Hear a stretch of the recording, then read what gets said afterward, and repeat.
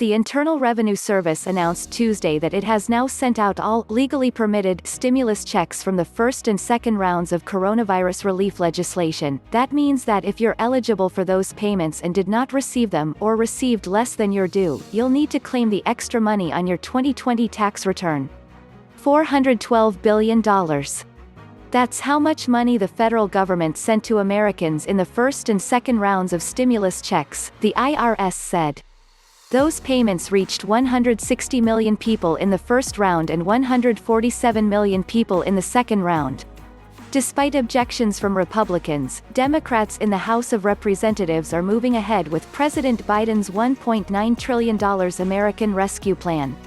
That plan includes a third round of stimulus checks in the amount of $1,400 for individuals earning less than $75,000 per year and $2,800 for joint filers earning less than $150,000 per year, plus up to $1,400 per eligible dependent.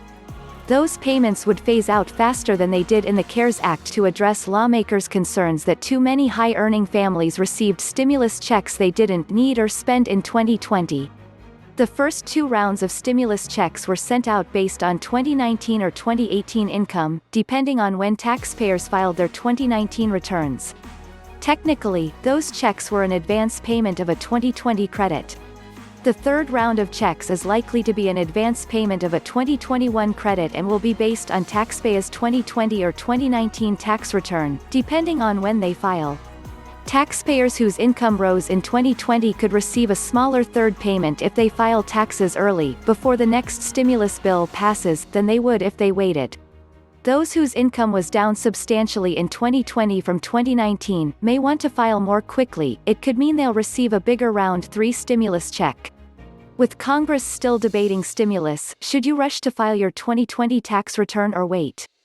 Forbes IRS warns of delays and challenging 2021 tax season. 10 tax tips for filing your 2020 tax return. Forbes, here's where $1,400 stimulus checks, $15 minimum wage and the rest of Biden's $1.9 trillion rescue plan stand today. Forbes.